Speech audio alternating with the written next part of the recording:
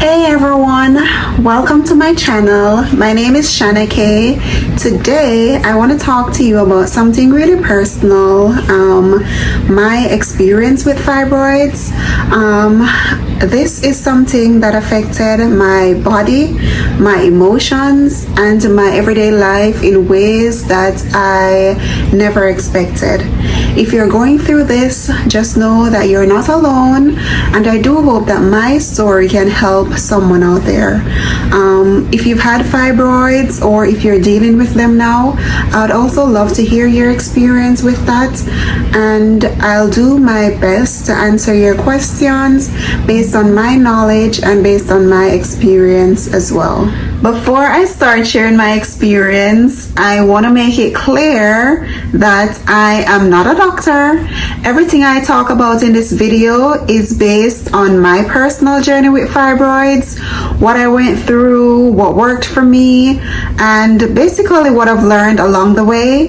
But everyone's body is different, so what worked for me might not be the best option for someone else. So if you're dealing with fibroids, or if you're dealing with any other health concerns for that matter, please consult a doctor or a qualified healthcare provider. Don't rely solely on my experience or even what you hear online sometimes. Please seek the best medical advice that's right for you. Now, with that being said, I do hope that my story can help someone out there feel less alone and just help them along their journey with fibroids. So yeah, let's get into it. If you see me looking down during this video, it's just because I have a list of key points that I want to make sure that I cover for this video. There's a lot to talk about, and I don't want to forget anything important. This topic is very personal and emotional for me, so having a list just helps me to stay focused and make sure that I share my full experience with you. I just wanted to mention that so that you know that I'm not distracted. I'm just making sure that I cover all my bases and give you the full picture of what I went through. So the first thing on my list for us to talk about is symptoms and diagnoses. Looking back, I had no idea what was going on with my body, or maybe I did, but I was in a bit of denial. I started noticing heavy and prolonged periods, excruciating pain whenever I had my periods, shortness of breath with simple activities that normally wouldn't cause me to get out of breath. For example, climbing a flight of stairs that would leave me extremely short of breath, constantly being bloated too, so much so that I actually looked like I was a few months pregnant. And I can't tell you how many times someone asked me if I was expecting or if I was pregnant. That was very annoying for me because it did bring up some insecurities, and it just made me feel just very self-conscious about my body. At first I thought it was normal, but over time it definitely got worse. So eventually I decided to go and see my doctor, and after doing some tests and some scans and some blood work, they did diagnose me with multiple fibroids. Getting diagnosed with fibroids was an emotional roller coaster for me. I mean, initially I was happy, to finally have some answers as to what was happening with my body, but there were definitely moments when I felt scared, I felt frustrated, I was shocked, I was overwhelmed. It was just a lot to process all at once, honestly. The next thing that I have on my list to talk about is why I probably got fibroids. So when I first learned that I had fibroids, one thing that I wondered was, why me? Like, why did my body have to deal with this But then after talking to my doctor and doing some research, I found out that fibroids are oftentimes genetic or hereditary. It turns out that women with a family history of fibroids are at a higher risk of developing them themselves. Looking back, I actually realized that my mother had actually dealt with fibroids in the past. Though her symptoms were different from mine, that genetic link made sense. It felt like this was something that was passed down in my family, and like there was nothing I could have done to avoid it. But in the same breath, knowing that I had fibroids and knowing that it was hereditary, it didn't make me feel any better about what I was going through with all the pain and all the challenges. But it did help me to understand that, it wasn't my fault. Sometimes our bodies just do things that we can't control, and genetics can play a huge role in that. So if you have a family history of fibroids, I would say it's important for you to talk to your doctor about your risk, get regular checkups, and just be proactive about your health. You might not be able to prevent them from happening, but early detection can help you to manage your symptoms so much better. I remember a specific moment in my journey when I found myself just really, really, really angry with God.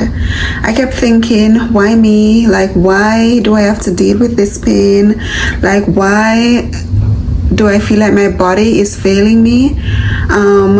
I grew up with a belief that God is a healer and that God is a protector. So being in a place where I felt like I was suffering, feeling broken, and feeling exhausted, that was just really hard for me. There were moments when I didn't even feel like praying. I felt abandoned, and I felt like God wasn't even listening to me, or maybe he just didn't care about what I was going through. And that was hard for me because my faith has always been very important to me. But over time, I realized that it's okay to bring your frustration to God. I started being more honest in my prayers, like telling him exactly how I was feeling. And slowly, over time, I started to feel his presence again. Maybe not in a big dramatic way, but just like in small moments, in the strength to get through day by day, and in the support from my loved ones, and just in the peace that I felt when everything was still uncertain. So if you're struggling with your faith because of what you're going through, I just want to say to you, you're not alone, and it's okay to wrestle with your doubts and wrestle with all those feelings. I mean, if there's one thing that I've learned along this process, is that God can handle your doubts, he can handle your fears, and he can handle your anger. And even when we don't understand his plans for us, he's still walking with us through it, and his plans for us are always good. The next thing that I want to talk about here on the list is treatment options and what I chose to do. So after my diagnosis, my doctor explained my options to me. At first, I was hoping that I could manage the fibroids without having to do surgery, but as time went on, my symptoms just kept getting worse, especially the bleeding. My periods were so heavy that I was losing a lot of blood every month, to the point where my hemoglobin dropped dangerously low. I was constantly tired, I was constantly weak, constantly lightheaded, and even doing simple tasks like climbing the stairs or just trying to make it through a day, it was just so exhausting to me.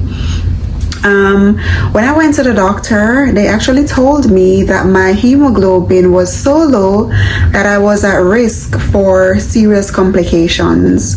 So I ended up having to have iron infusions before surgery just to get my levels up enough so that I could do the procedure safely. That's when I realized that, that this wasn't just an inconvenience anymore. Like, this was affecting my health in a serious way, and surgery just wasn't an option. Like, it was necessary at this point. I was scared, because surgery is never an easy decision. I had so many questions, like, what if what if something went wrong? Like, what would recovery be like? But at the same time, I couldn't keep living like this, my body was telling me that something had to change. After my doctor saw how much the fibroids were affecting me, especially with the heavy bleeding and my dangerously low hemoglobin, they did recommend for me to do surgery.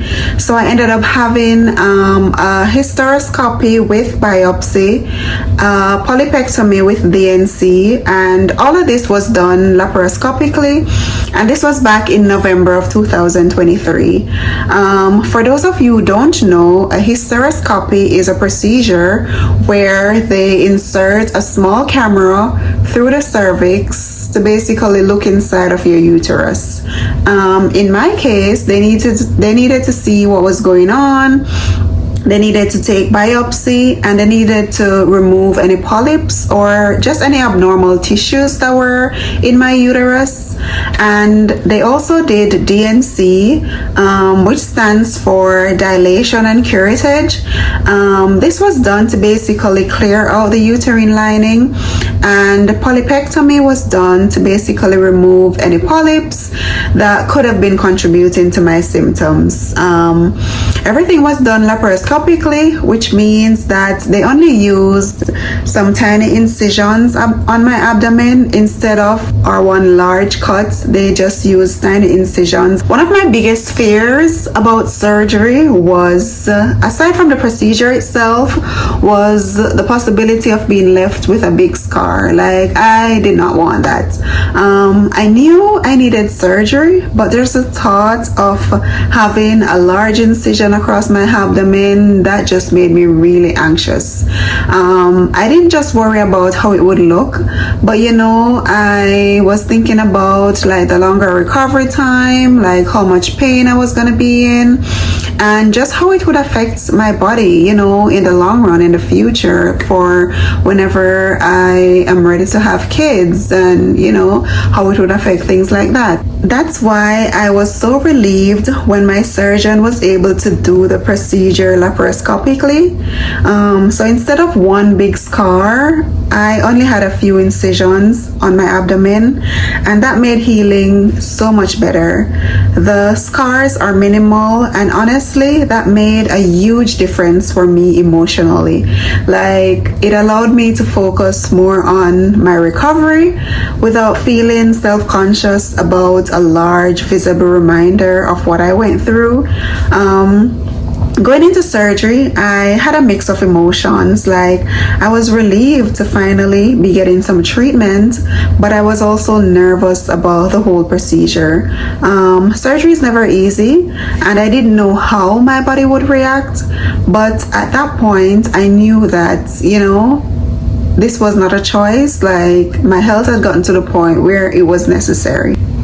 The next thing on my list to talk about is the hardest part of dealing with fibroids. The hardest part of dealing with fibroids for me is that it's like a silent battle. On the outside, I might have looked fine, but inside, I was really struggling, like every single day. From the pain to the exhaustion to the heavy bleeding, it was all draining me physically, mentally, and emotionally. People don't always understand what it's like. They see you pushing through, going to work, taking care of your responsibilities, and they assume that you're okay. But what they don't see are the nights I couldn't sleep because of the pain that I was having, the times I had to plan my entire day around how close I was going to be to a bathroom, and just how my body just felt weaker and weaker as my iron levels dropped. There were moments when I felt alone in it. It wasn't something I could always talk about because not everyone understands what it's like to have your body working against you. And honestly, I got tired of trying to explain why I was always tired and why I couldn't just push through it like other people expected me to. But if you're going through this, my encouragement to you is just for you to know that you're not alone, and I know what it feels like to feel like you're fighting a battle that no one else can understand, that no one else can relate to, and I know how exhausting it can feel to keep going when your body is just literally struggling. And I just want you to know that your pain is real, that your experience is valid, and you deserve to take care of yourself, even if no one else understands what you're going through. One of the worst experiences I had with fibroids was a night I went out to dinner with my family. I was excited, because I hadn't been out in a while, and I just wanted to enjoy a nice dinner and spend some time and just reconnect with family. But in the middle of dinner, I suddenly felt it, this heavy gushing sensation, and my heart literally dropped into my stomach because I already knew what was happening. I excused myself and I rushed to the bathroom, and when I looked down, I realized that I had bled through my clothes, and it wasn't just a little, it was a lot. It was bad. And I remember just standing there, just staring at myself, staring in the mirror, like trying to figure out what to do next. I was embarrassed, I was frustrated, and honestly, I was just tired of dealing with this over and over and over again. I had no choice but to tell my family what had happened, and they were understanding. They're a family, they were understanding, but I still felt defeated. We had to leave the restaurant early, and before we even got home, I had to stop at a store to get a change of clothes. And I remember walking through the stores with a jacket tied around me, just praying that no one would notice that I had it on. I felt so humiliated. Honestly, there was a point when I felt like I wanted to cry. But more than anything, I just felt exhausted with just dealing with fibroids. I was over it at this point. That moment really hit me hard. It made me realize how much fibroids were controlling my life. Like, I wasn't in control of my life anymore. Like, fibroids were controlling my life. Like, I couldn't even enjoy something as simple as a dinner with my family without worrying about a sudden uncontrollable episode. That's when I knew I couldn't keep living like this. Like, something had to change. And I think that was one of the motivating factors for me too, to opt for doing surgery. The next thing I want to talk about is just how I'm doing now and any advice that I have for others. So fast forward to today, I can say that I am feeling and doing so much better. I had my surgery back in November of 2023, and looking back at everything, like everything that I went through with fibroids, from the pain to the exhaustion to the heavy bleeding to the constant fear of an accident, it almost feels unreal that I'm finally on the other side of it. And I'm like, thank you, God. But I can honestly say now, I feel like I have my life back. Since having the surgery, my periods have gone back to normal. No more unpredictable heavy bleeding that leaves me drained for days and days. No more carrying extra clothes with me everywhere I go just in case. No more feeling like I have to plan my entire life around my cycles anymore. Like, I actually feel free. It's such a relief now to not constantly worry about, my body betraying me at any moment. I have more energy. I feel like I'm more in control of my life now. Of course, healing took time.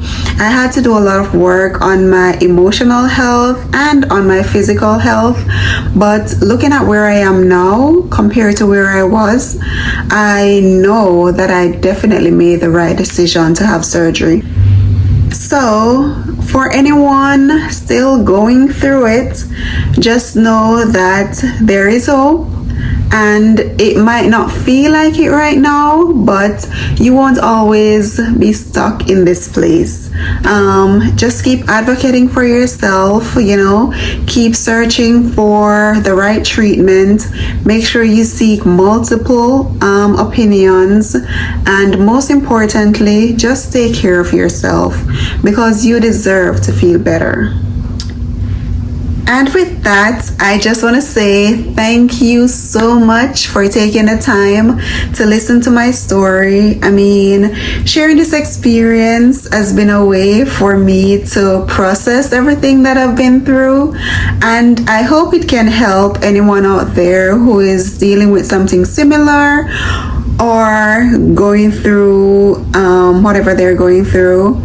If there's one thing that I've learned from this process, is that we should always listen to our bodies. Like, if something feels off, go get it checked out.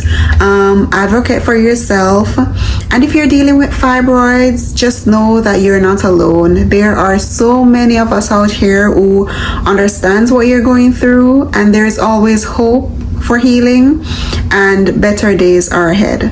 So with that, just take care of yourself, be patient with your journey, and know that it's okay to seek help when you need it. Thanks again for being here and for listening to my journey.